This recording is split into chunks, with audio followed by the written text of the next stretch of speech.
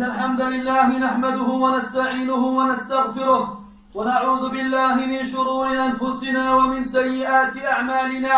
من يهده الله فلا مضل له ومن يضلل فلا هادي له، وأشهد أن لا إله إلا الله وحده لا شريك له، وأشهد أن محمدا عبده ورسوله. يا أيها الذين آمنوا اتقوا الله حق تقاته ولا تموتن إلا وأنتم مسلمون. يا أيها الناس اتقوا ربكم الذي خلقكم من نفس واحدة وخلق منها زوجها وبث منهما رجالا كثيرا ونساء، واتقوا الله الذي تساءلون به والأرحام إن الله كان عليكم رقيبا. يا أيها الذين آمنوا اتقوا الله وقولوا قولا سديدا يصلح لكم أعمالكم ويغفر لكم ذنوبكم، ومن يطع الله ورسوله فقد فاز فوزا عظيما. أما بعد، فإن أصدق الحديث كتاب الله، وخير الهدي هدي محمد صلى الله عليه وسلم، وشر الأمور محدثاتها، وكل محدثة بدعة، وكل بدعة ضلالة، وكل ضلالة في النار. أما بعد، عباد الله، يقول العزيز الحكيم سبحانه: أفلا يتدبرون القرآن ولو كان من عند غير الله لوجدوا فيه اختلافا كثيرا. يقول العلامة السعدي رحمه الله: يأمر تعالى بتدبر كتابه، وهو التأمل في معانيه وتحديق الفكر فيه وفي مبادئه وعواقبه، إلى أن قال رحمه الله: ومن فوائد التدبر لكتاب الله سبحانه أنه بذلك يصل العبد إلى درجة اليقين والعلم بأنه كلام الله، لأنه يراه يصدق بعضه بعضا ويوافق بعضه بعضا. فترى الحكم والقصة والإخبارات تعاد في القرآن في عدة مواضع كلها متوافقة متصادفة لا ينقض بعضها بعضا، فبذلك يعلم كمال القرآن وأنه من عند من أحاط علمه بجميع الأمور. فلذلك قال تعالى: ولو كان من عند غير الله لوجدوا فيه اختلافا كثيرا، أي فلما كان من عند الله لم يكن فيه اختلاف أصلا. انتهى كلامه رحمه الله.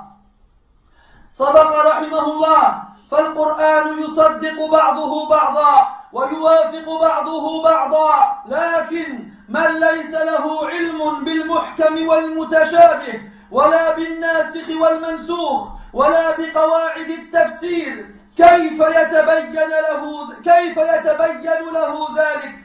عباد الله، يقول رب العزة سبحانه: قل للذين آمنوا يغفروا للذين لا يرجون أيام الله ليجزي قوما بما كانوا يكسبون. قال الحافظ ابن كثير رحمه الله: أي يصفحوا عنهم ويحملوا الأذى منهم. وهذا كان في ابتداء الإسلام، أمروا أن يصبروا على أذى المشركين وأهل الكتاب ليكون ذلك لتأليف قلوبهم، ثم لما أصروا على العناد شرع الله للمؤمنين الجلاد والجهاد. هكذا روي عن ابن عباس رضي الله عنهما وقتاده. انتهى كلامه رحمه الله.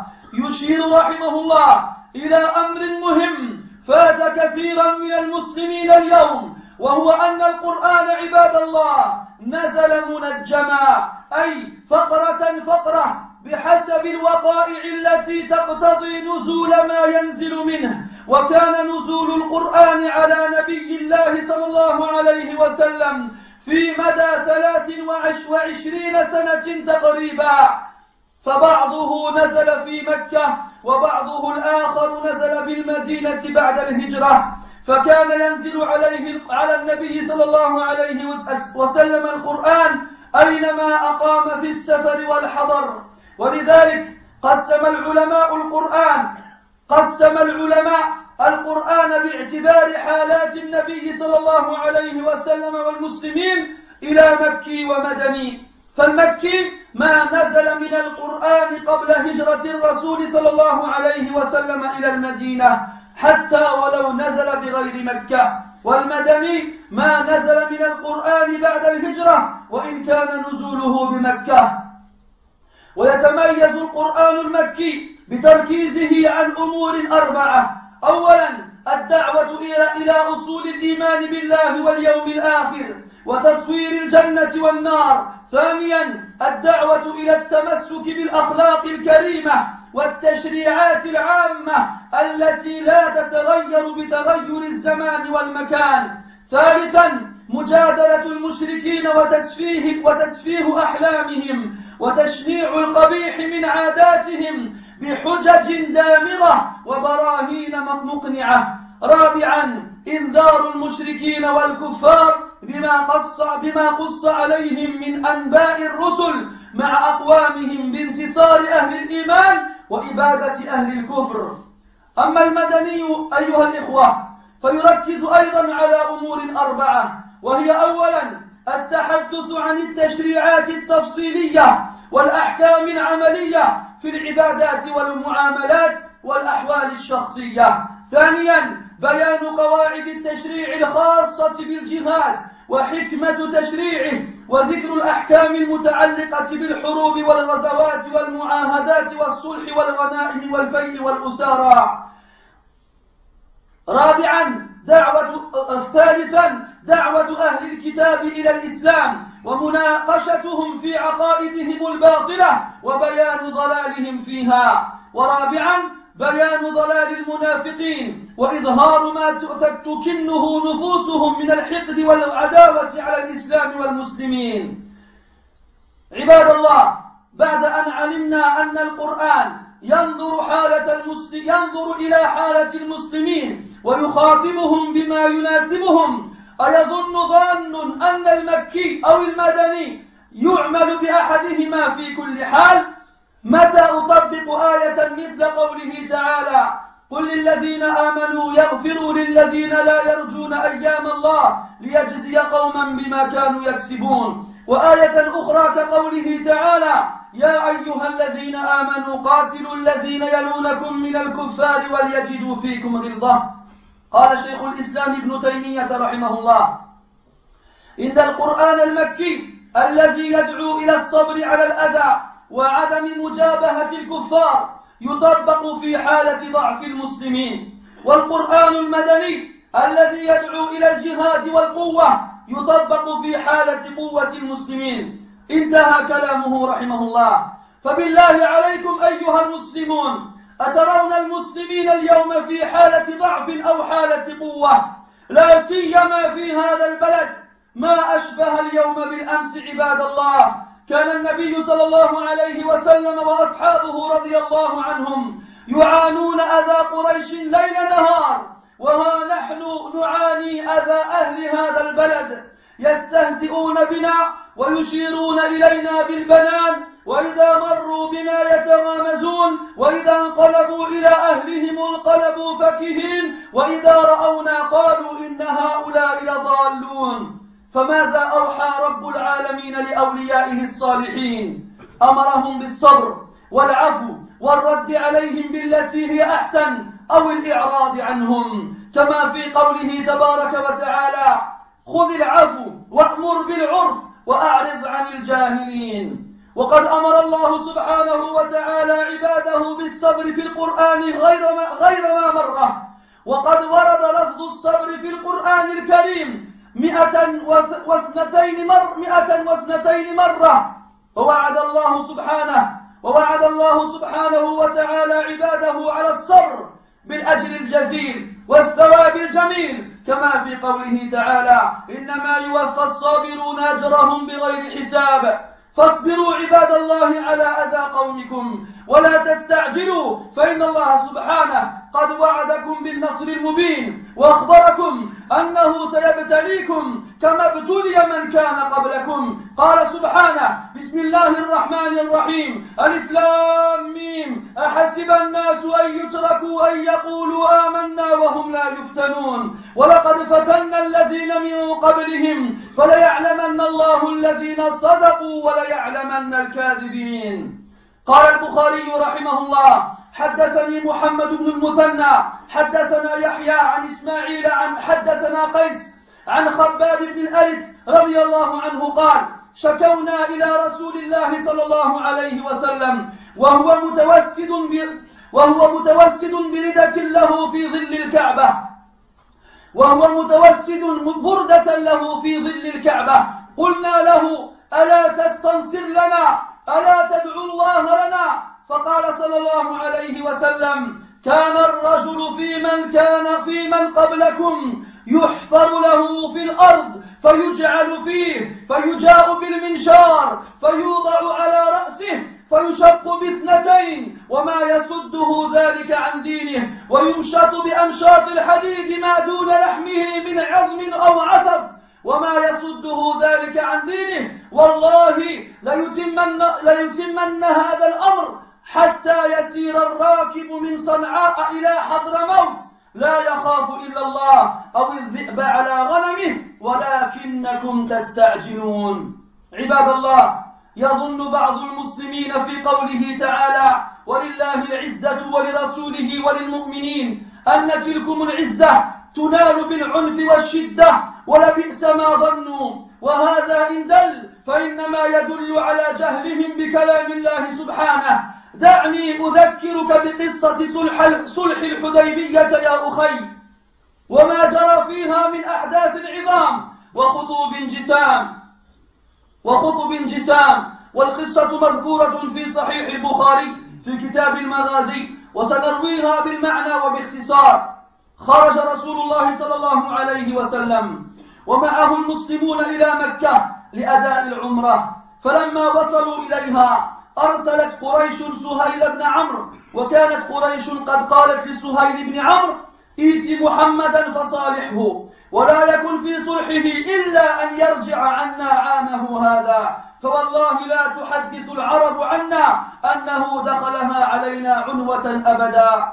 فلما جاء سهيل إلى رسول الله صلى الله عليه وسلم تكلم طويلا ثم جرى بينهما الصلح، فاتفق مع رسول الله صلى الله عليه وسلم على أن يرجع المسلمون هذا العام ويعودوا في العام القادم، وأن تتوقف الحرب بينهما لمدة 10 سنوات، وأن من أراد أن يتحالف مع المسلمين فله ذلك، ومن أراد التحالف مع قريش فله ذلك، وأن يرد الرسول صلى الله عليه وسلم من جاء إليه من قريش دون إذن وليه، ولا ترد قريش من يأتيها من المسلمين.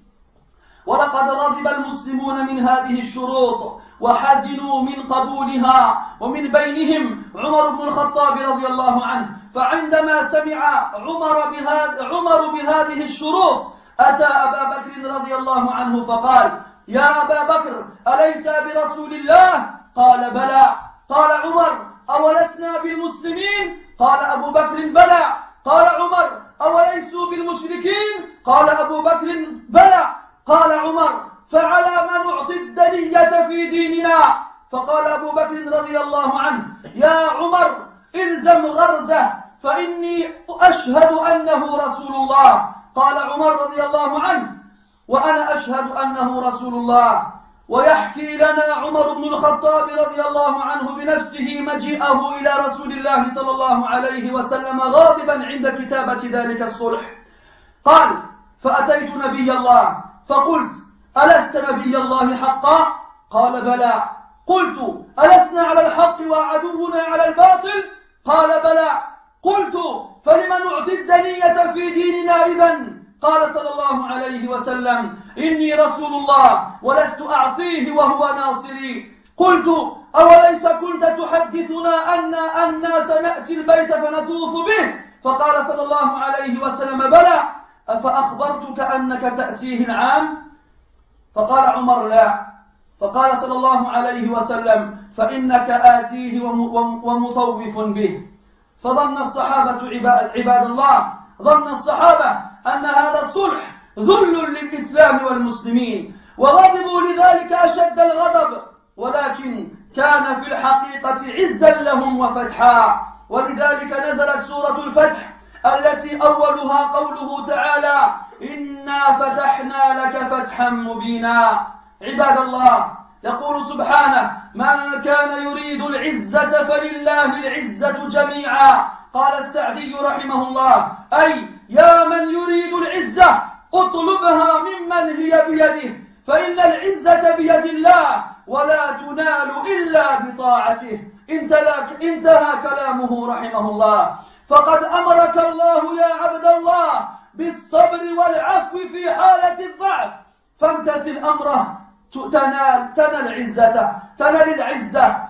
فالمسلم عزيز عند ربه إذا كان مطيعا له وإن كان ذليلا في أعين الناس. بارك الله لي ولكم في القرآن العظيم وفي أحاديث سيد المرسلين، ونفعني وإياكم بما فيهما من الآيات والذكر الحكيم. أقول ما تسمعون وأستغفر الله.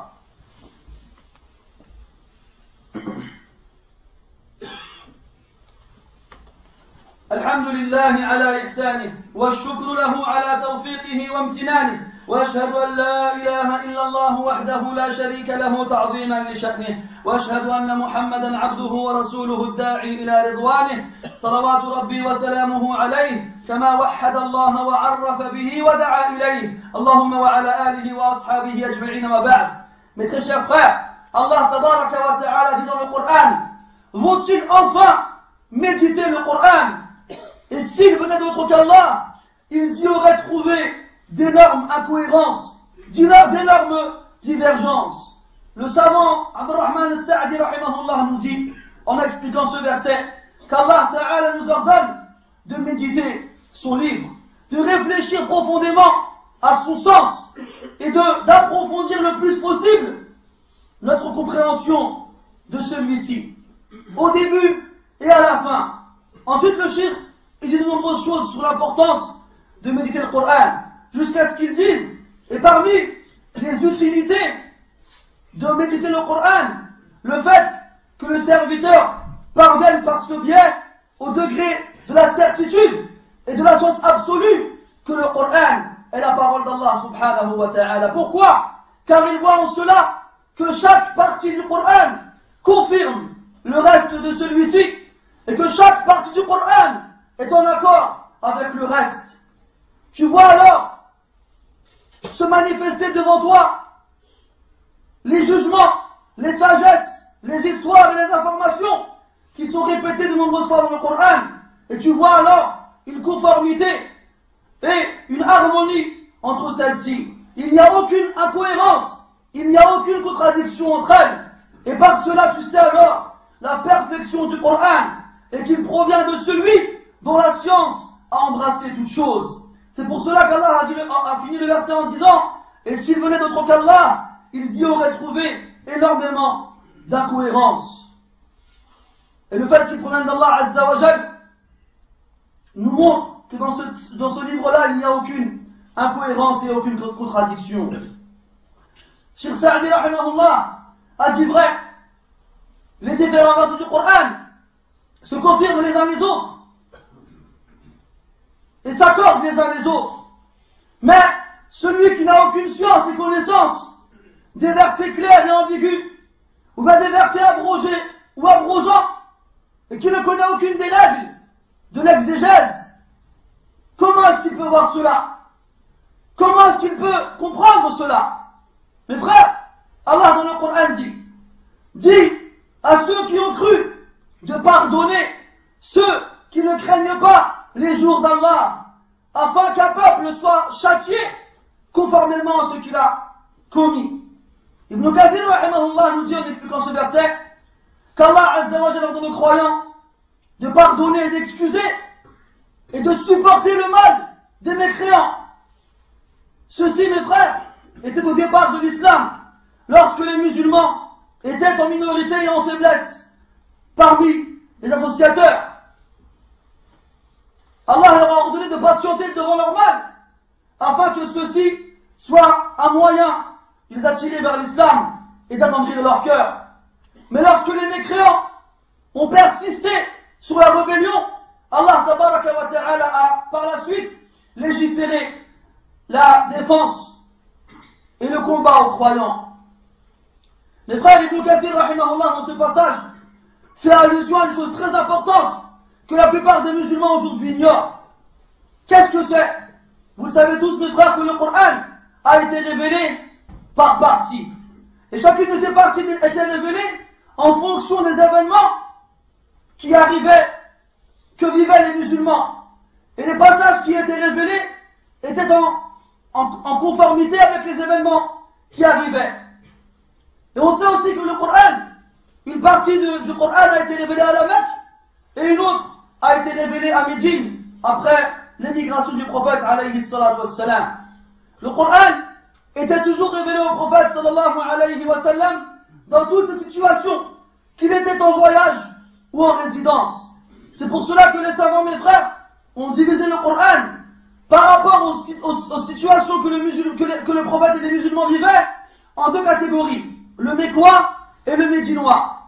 On appelle le Coran mécois, le Coran mécois fait référence à tous les versets qui ont été révélés avant la hijra, avant l'émigration du prophète alayhi salatu wassalam, même si ces versets-là n'ont pas été révélés à la Mecque. Et on appelle le Coran médinois tout ce qui a été révélé après la hijra, même si ça n'a pas été révélé à Médine. Et comment est-ce qu'on peut distinguer l'un de l'autre? On peut le distinguer par de nombreuses choses. Mais entre autres, on remarque que le Coran qui a été révélé à la Mecque insiste particulièrement sur 4 choses.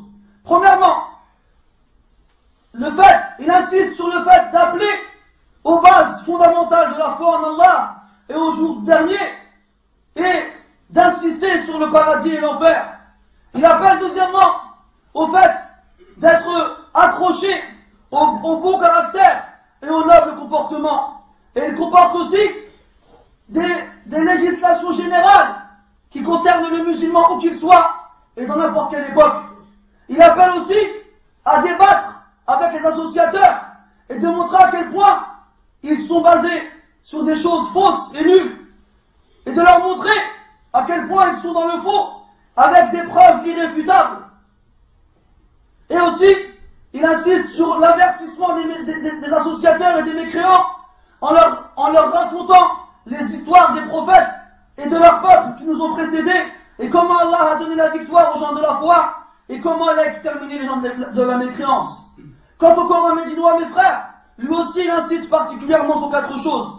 Premièrement, il parle largement des législations particulières et des actions qui ont un lien avec les adorations ou encore les rapports avec les gens et les cas particuliers.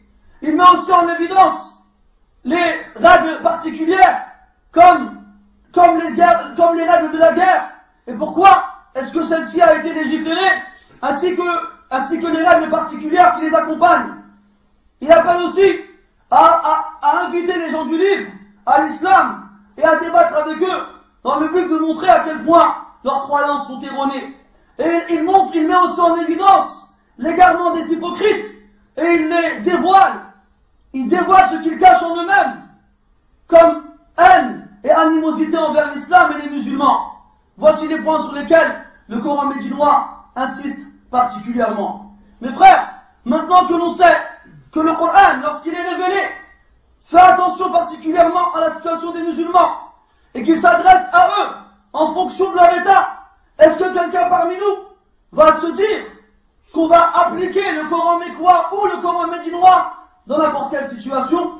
Et la question qui se pose à n'importe qui d'entre nous, c'est quand est-ce que je dois appliquer des versets mécois comme celui qu'on a cité précédemment, dire à ceux qui ont cru de pardonner à ceux qui n'espèrent pas les jours d'Allah, afin qu'ils soient châtiés en fonction de ce qu'ils ont commis comme crime. Quand est-ce que je dois appliquer un tel verset? Ou encore, un verset comme celui où Allah Ta'ala dit, ô vous qui avez cru, combattez ceux qui sont autour de vous parmi les mécréants, et qu'ils voient en vous de la rudesse et de la sévérité. Moi qui lis le Coran, moi qui lis de nombreux versets, quand est-ce que je dois appliquer ces versets-là? Ibn Taymiyyah rahimahullah répond à ta question, mon frère. Écoute bien cette réponse très importante. Il nous dit, le Coran est quoi? Qui appelle à la patience envers le mal que l'on rencontre des mécréants et qui nous appelle à ne pas s'opposer à eux physiquement parce qu'on est faible. Ces versets-là, mes frères, s'appliquent lorsque les musulmans sont en état de faiblesse. Quant au Coran médinois, celui qui appelle à la lutte et à la force, on l'applique seulement lorsque les musulmans sont en état de force. Alors mes frères, je vous pose la question. Oh les musulmans, je vous pose la question. Vous voyez-vous aujourd'hui en état de force ou en état de faiblesse? Surtout ici, dans ce pays-là. Il n'y a aucun doute sur le fait que vous me répondrez tous que nous sommes en état de faiblesse. Et subhanallah, qu'est-ce qu'aujourd'hui ressemble à hier? Lorsqu'on voit comment le prophète sallallahu alayhi wa sallam et les compagnons radiyallahu anhum ont patienté et supporté le mal de leur peuple. Et bien entendu, il n'y a pas de comparaison à faire. Il n'y a pas de comparaison à faire entre le mal qu'ils ont supporté de la part de leur peuple et ce que nous vivons ici. Nous aussi, on supporte le mal des gens de ce peuple. Ils se moquent de nous, ils nous montrent du doigt. Lorsqu'on passe près d'eux, ils se font des signes, des clins d'œil. Et lorsqu'ils rentrent chez eux, ils rentrent en gloussant et en riant. Et ils se disent entre eux, qu'est-ce qu'ils sont égarés ceux-là. Et dans ces cas-là, mes frères, qu'est-ce qu'Allah a révélé aux musulmans? Qu'est-ce que le Seigneur de l'univers a révélé à ses alliés pieux? Il leur a ordonné de patienter. Il leur a ordonné de laisser passer cela et de leur répondre de la meilleure façon ou bien de se détourner d'eux. Allah dans le Coran dit, Khudil afu, patiente, wa'mur bil'urf, et ordonne le convenable, wa'a'rid anil jahilin, et détourne-toi des ignorants.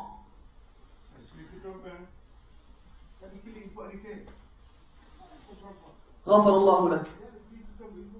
Allah tabaraka wa ta'ala a ordonné à ses serviteurs, mes frères, de patienter dans le Coran, dans de nombreux endroits. Ah, il a froid, il n'arrive pas à patienter, miskin. Allah Ta'ala a ordonné à ses serviteurs la patience. La patience, subhanallah. Allah a ordonné la patience dans le Coran, dans de nombreux versets. Et sachez que le mot patience dans le Coran a été répété 102 fois. Et Allah Ta'ala a promis à ses serviteurs une énorme récompense pour ceux qui s'accrochent à la patience. Il a dit subhanahu wa ta'ala, certes, la récompense des patients sera donnée pleinement, sans compter. Patientez alors, mes frères, sur le mal de votre peuple, et ne vous précipitez pas, car certes, Allah tabaraka wa ta'ala a promis une immense victoire pour ses serviteurs pieux. Et il nous a aussi informé dans le Coran qu'il nous éprouvera, comme ceux qui nous ont précédés ont été éprouvés. Allah a dit dans le Coran, Alif Lam Mim, est-ce que les gens croient-ils qu'ils seront laissés seulement parce qu'ils ont dit nous croyons et sans être éprouvés? Et certes, nous avons éprouvé ceux qui sont venus avant eux. Et Allah saura alors qui parmi eux a dit vrai et qui parmi eux est un menteur. Al-Bukhari rahimahullah nous rapporte, d'après Khabbab ibn al-Harith radiyallahu anhu, il a dit, nous nous sommes plaints au prophète sallallahu alayhi wa sallam, alors qu'il avait pris comme oreiller une cape à lui sous l'ombre de la Kaaba. Nous lui avons dit, ô messager d'Allah, pourquoi ne demandes-tu pas le secours pour nous? Invoque Allah en notre faveur. Et ceci a été dit après l'embargo que les Quraysh ont imposé aux musulmans pendant 3 ans, à un point où ils ne trouveraient autre à manger que de l'herbe et de sucer des noyaux de date. Il a dit Khabbab au prophète, invoque Allah en notre faveur, demande lui la victoire pour nous. Alors le prophète sallallahu alayhi wa sallam lui répond, énervé, un homme auparavant, on lui creusait un trou et on le mettait dedans. Et on ramenait la scie qu'on lui posait au milieu de la tête et on lui coupait, on lui sciait la tête en deux pour qu'il se détourne de sa religion. Et pourtant, il persévérait. Et on ramenait un peigne en fer et on lui peignait la tête avec cela et on découvrait alors la viande et même le cerveau. Et pourtant, il persévérait dans sa foi. Par Allah, Allah complétera et finalisera cette religion jusqu'à ce que le cavalier parte de San'a jusqu'à Hadramaut. Il ne craindra qu'Allah Azza wa Jal ou le loup sur son troupeau. mais vous êtes un peuple qui se précipite. Vous êtes un peuple impatient. Wa sadaqa Rasulullah alayhi salatu wassalam. Vous êtes un peuple impatient. Vous êtes incapable de patienter une demi-heure pendant qu'un imam il vous fait un prêche qui n'a lieu qu'une seule fois dans la semaine, sous prétexte qu'il fait froid. Alors que quand vous êtes dans vos usines et que vous voyez vos patrons arriver, vous courbez les chines et vous demandez des heures supplémentaires. Pourquoi? Pour quelques euros en plus dans la fiche de paye. Là vous patientez, il n'y a pas de problème, c'est pas grave. Quand vous allez à la cave, quand vous allez au bâtiment de Saint-Denis ou d'autres, pour voir pourquoi ils vous ont pas donné les allocations ce mois-ci, ou pourquoi vous n'avez pas reçu votre RSA, vous faites des queues qui durent des heures, patiemment debout, alors que vous avez mal au dos, vous avez mal aux pieds, et quand vous arrivez à la mosquée, vous allez voir les dames, vous vous plaignez parce qu'ils prient trop longuement. Ya subhanallah, innakum qawmun tasta'jilun. Les gens sont pressés, les gens aujourd'hui, ils forment des groupes, et ils pensent qu'en se montrant devant les caméras, et en se montrant comme quoi, c'est eux, comme quoi l'islam, faible comme ils l'appellent, ou bien l'islam qui revendique la douceur, ils en ont marre. Ya subhanallah, ils en ont marre de l'islam qui revendique la douceur. Et le prophète sallallahu alayhi wa sallam, il a dit, vous êtes un peuple impatient, un peuple qui se précipite. Ya subhanallah.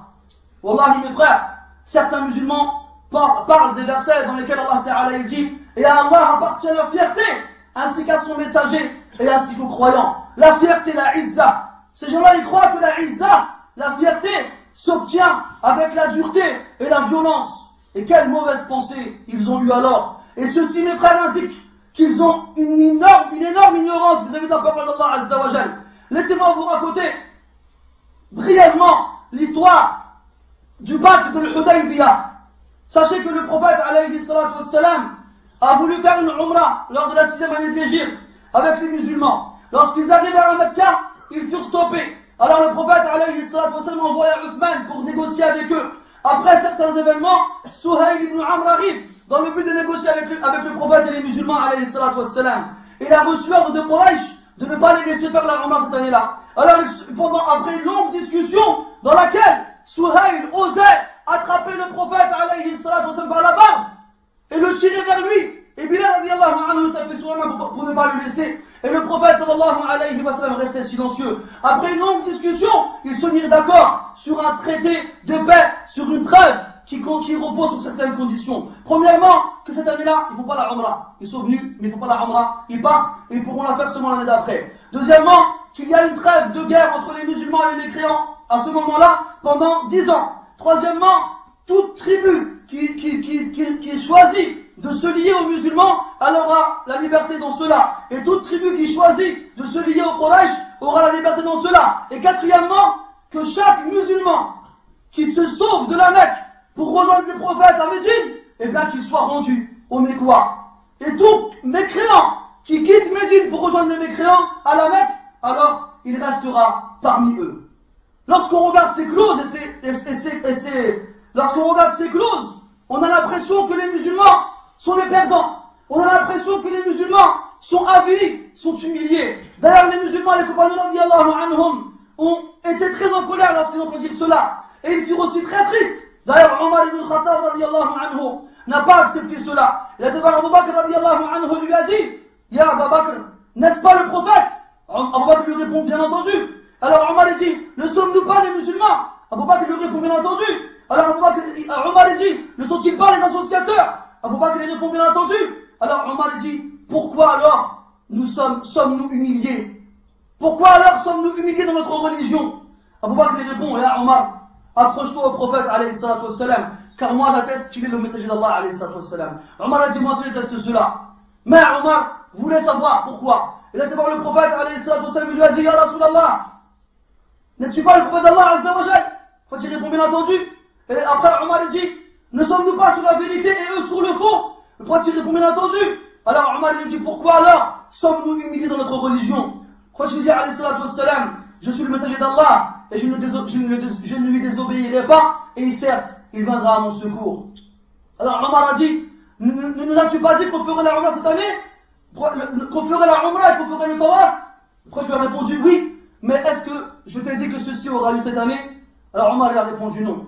Alors après je lui ai répondu bientôt tu feras le tawaf ya Omar. Les sahaba radiyallahu anhum furent tristes et pensèrent que dans ce traité, il y avait dans cela une humiliation à leur égard. Il n'y avait pas de fierté pour eux. Et pourtant, dans ce traité, il y avait une victoire pour les musulmans. D'ailleurs, ce fut la cause de la révélation de la sourate Al-Fath, la victoire. Inna fatahna laka fathan mubina. Nous t'avons certes accordé une victoire éclatante. Mes frères, Allah dans le Coran dit, celui qui recherche la fierté, qu'il sache que la fierté entière est auprès d'Allah Azza wa Jal. As-Sa'di rahimahullah, il dit, ô toi qui recherches la fierté, qui recherche la izza, recherche-la auprès de celui qui l'a dans ses mains. Car certes, la fierté est dans la main d'Allah Jalla wa Ala, et tu ne l'obtiendras qu'en l'obéissant. Oui mon frère, Allah t'a ordonné dans le Coran de nombreuses reprises de patienter et de pardonner et d'excuser lorsque tu es faible avec les mécréants. Il t'a ordonné d'attirer les gens vers l'islam et de ne pas les repousser. Il t'a attiré d'avoir des comportements exemplaires et des caractères élevés. Alors, exécute-toi, tu verras, tu auras la fierté. Et sache, quoi qu'il arrive, que le musulman, il est fier auprès de son Seigneur lorsqu'il lui obéit, et même s'il est vil et humilié dans les yeux des gens. نسأل الله تبارك وتعالى أن يعز الإسلام والمسلمين. اللهم أعز الإسلام والمسلمين. اللهم أعز الإسلام والمسلمين وأذل الشرك والمشركين وأذل الشرك والمشركين وأذل الشرك والمشركين ودمر أعداءك أعداء الدين. اللهم أعزنا بطاعتك ولا تذلنا بمعصيتك. اللهم أذلنا بطاعتك ولا تذلنا بمعصيتك. اللهم أعزنا بطاعتك ولا تذلنا بمعصيتك. اللهم وفقنا لطاعتك فنكون أعزاء عندك ولا نبالي بذلنا عند غيرك يا أرحم الراحمين. سبحانك اللهم وبحمدك أشهد أن لا إله إلا أنت نستغفرك ونتوب إليك. وصلى الله وسلم وبارك على محمد وعلى آله وأصحابه أجمعين. وقوموا إلى صلاتكم يرحمكم الله.